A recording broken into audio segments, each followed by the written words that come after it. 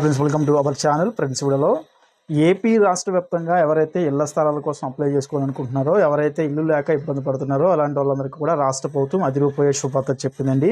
రాష్ట్ర ప్రభుత్వం గత నెలలోనే రాష్ట్ర వ్యాప్తంగా ఉన్నటువంటి ప్రజలందరికీ కూడా గుడ్ న్యూస్ అయితే చెప్పిందండి. రాష్ట్రంలో జియో నెంబర్ 23 విడుదల చేసిందండి. జియో నెంబర్ 23 ప్రకారం రాష్ట్రంలో ఎవరైతే పేద ప్రజలు ఉంటారో, ఇల్లు లేని వారు ఉంటారో అలాంటి వాళ్ళందరికీ కూడా కొత్త ఇళ్ళ స్థలాలు అయితే పంపిణీ అయితే చేస్తున్నారండి. అంటే ఇక్కడ మనకి పట్టణాల్లో చూసుకుంటే కనుక 2 సెంట్లు, ఇక విలేజ్ లెవెల్లో చూసుకుంటే కనుక గ్రామాల్లో అయితే 3 సెంట్లు అయితే వీరందరికీ కూడా పంపిణీ చేయబోతున్నారండి. ఆల్రెడీ గత ప్రభుత్వంలో చూసుకుంటే కనుక చాలామందికి సెంటున్నర, అదేవిధంగా సెంటు, ఈ రకంగా రాష్ట్ర ప్రభుత్వం అప్పుడు ఉన్నటువంటి వైసీపీ ప్రభుత్వం అయితే పంపిణీ అయితే చేసిందండి. అయితే ఆ యొక్క స్థలాలు అనేది చాలామందికి అయితే వచ్చాయండి. చాలామంది ఇల్లు కూడా కట్టుకున్నారు. మరికొంతమంది ఏంటంటే ఇచ్చినటువంటి లోన్స్ సరిపోక, అదేవిధంగా స్థలాలు ఉండటానికి యోగ్యతగా లేకపోవడం, ఇక అదేవిధంగా దూరంగా ఇవ్వడం, ఇలాంటి అనేక కారణాలతో ఏంటంటే ఆ యొక్క స్థలాల్లో కన్స్ట్రక్షన్ అయితే చేయలేదండి. మరికొంతమంది ఏంటంటే పునాది లెవెల్లో కూడా కన్స్ట్రక్షన్ చేసి అలాంటి కన్స్ట్రక్షన్ కూడా ఆపేశారండి. ఇక్కడ రాష్ట్ర ప్రభుత్వం ఏంటంటే రీసెంట్గా టీడీపీ కూటమి ప్రభుత్వం గత ప్రభుత్వం ఇచ్చినటువంటి స్థలాలు ఏవైతే ఉన్నాయో ఆ యొక్క స్థలాలు ఇల్లు కట్టుకోవడానికి స్థలాలు సరిపోవట్లేదని గుర్తించి ఇక్కడ గ్రామాల్లో అయితే 3 సెంట్లు, ఇక పట్టణాల్లో అయితే కనుక 2 సెంట్లు స్థలాలు అయితే పంపిణీ అయితే చేస్తుందండి. ప్రధానంగా ఈ యొక్క స్థలాలు అనేది ఎవరికి ఇస్తుందంటే, ఎవరైతే గత ప్రభుత్వ హయాంలో ఎవరైతే ఇళ్ల స్థలాలు పొందని వారికైతే ఇప్పుడు ఎవరైతే అర్హులై ఉంటారో వారికైతే పంపిణీ చేస్తుందండి. అదేవిధంగా ఈ యొక్క ఇళ్ల స్థలాలు ఏవైతే ఉన్నాయో, ఒక ఇళ్ల స్థలాలకు సంబంధించి జియో నెంబర్ 23లో పలు ముఖ్యమైన కీలక అంశాలు, మార్గదర్శకాలు కూడా రిలీజ్ చేయడం జరిగిందండి. ఆ అంశాలు ఏంటనేది ఇప్పుడైతే ఈ వీడియోలో క్లారిటీగా తెలుసుకుందాం. సో ఎవరైతే ఇళ్ల స్థలాలకు అప్లై చేసుకోవాలనుకుంటున్నారో అలాంటి వాళ్ళందరూ కూడా తప్పకుండా ఈ వీడియో ఎండ్ వరకు చూడండి. మీకైతే క్లారిటీ వస్తుందని చెప్పేసి నేనైతే ఆశిస్తున్నాను. అదేవిధంగా రాష్ట్ర ప్రభుత్వం నుంచి ఎప్పుడు ఏ చిన్న అప్డేట్ వచ్చినా నేనైతే వీడియో చేసి తెలుపుతాను. కాబట్టి తప్పకుండా మన ఛానల్ అయితే సబ్స్క్రైబ్ చేసుకోండి, ఫాలో అవుతుండండి. రాష్ట్ర ప్రభుత్వం జియో నెంబర్ 23లో ప్రధానంగా హౌసింగ్ ఫర్ ఆల్ అనే పేరుతో ఈ యొక్క జియో నెంబర్ 23 అనేది తీసుకొచ్చిందండి. ఇళ్ల స్థలాలు అయితే ఎవరైతే గత ప్రభుత్వం ఇళ్ల స్థలాలు పొంది లేరో అలాంటి వాళ్ళందరికీ కూడా ఇప్పుడైతే రాష్ట్ర ప్రభుత్వం ఇళ్ల స్థలాలు అయితే పంపిణీ చేయబోతుందండి.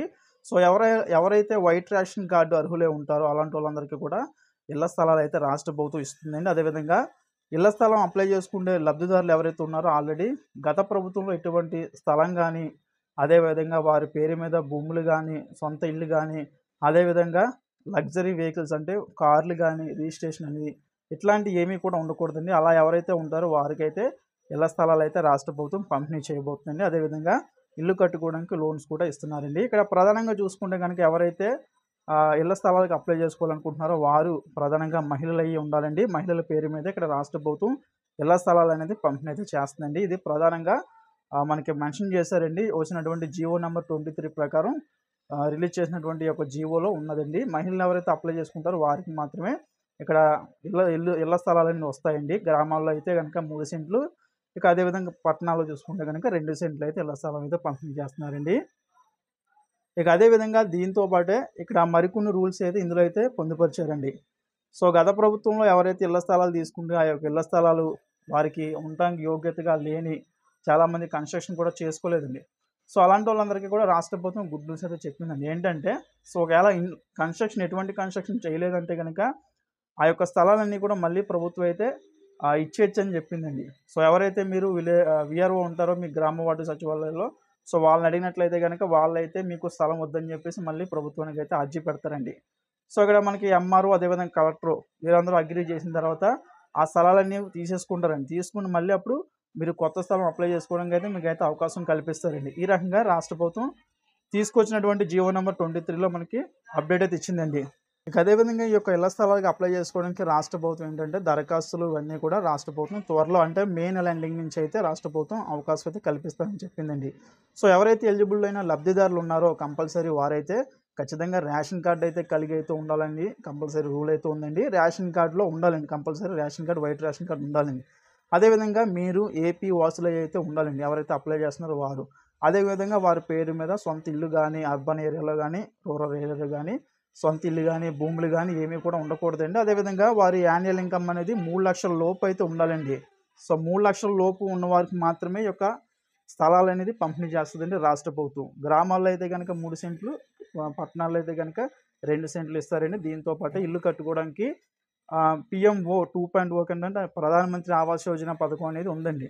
సో దీని ద్వారా ఆల్రెడీ లోన్స్ అయితే ఇస్తున్నారండి. ఎవరైతే ఇళ్ల స్థలాలు ఉన్నాయో వారికైతే లోన్స్ అయితే ఇల్లు కట్టుకోవడానికి ఇస్తున్నారు.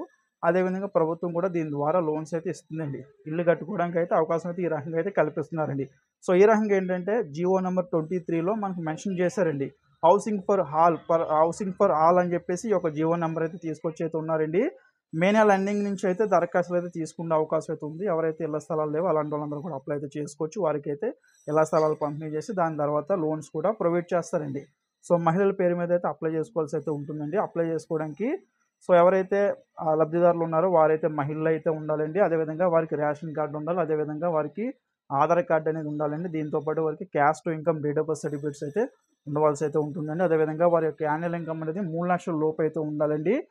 అదేవిధంగా వారు 4 వీలర్ వెహికల్ కార్ అనేది వారైతే కొనుక్కుని పర్చేజ్ చేసి అయితే ఉండకూడదండి. ప్రధానంగా వారి ఆధార్ కార్డ్ చెక్ చేస్తున్నప్పుడు ఇలాంటివి ఏమీ రాకూడదండి. స్థలాలు ఏమన్నా ఉన్నా, భూములు ఏమన్నా ఉన్నా అలాంటివి అయితే రాకూడదండి. అలాంటివన్నీ వస్తే గానీ కంపల్సరీ డిజబుల్ చేస్తారండి. వారికైతే ఈ యొక్క ఇళ్ల స్థలాలు పంపిణీ అనేది జరగదండి. కంపల్సరీ గత ప్రభుత్వంలో వారు ఏవి గవర్నమెంట్ నుంచి లోన్స్ గానీ, అదేవిధంగా ఏమన్నా ఇళ్ల స్థలాలు గానీ, ఇల్లు గానీ పొందైతే ఉండకూడదండి. అలా పొందినట్లయితే గనక గతంలో ప్రభుత్వం నుంచి వారికైతే ఇప్పుడు అప్లై చేసుకోవడానికి వారైతే ఇనెలిజిబుల్‌లో ఉంటారండి. అప్లై చేసుకోవడానికి అర్హులు కారండి. ఇవన్నీ కూడా మస్ట్ అండ్ షుడ్‌గా గుర్తుపెట్టుకోండి. సో రాష్ట్ర ప్రభుత్వం త్వరలో అప్లికేషన్ ప్రాసెస్ కూడా స్టార్ట్ చేస్తుంది. సో స్టార్ట్ చేసి అందరికీ కూడా ఇక్కడ మనకి పేదలందరికీ ఇళ్ల పథకంలో భాగంగానే అందరికీ కూడా గ్రామాల్లో 3 సెంట్లు, పట్టణాల్లో 2 సెంట్లు అయితే రాష్ట్ర ప్రభుత్వం పంపిణీ చేయబోతుందండి. సో అప్డేట్ రాగానే నేనైతే వీడియోస్ తెలుపుతాను కాబట్టి తప్పకుండా మన ఛానల్ అయితే సబ్స్క్రైబ్ చేసుకొని ఫాలో అవుతానండి.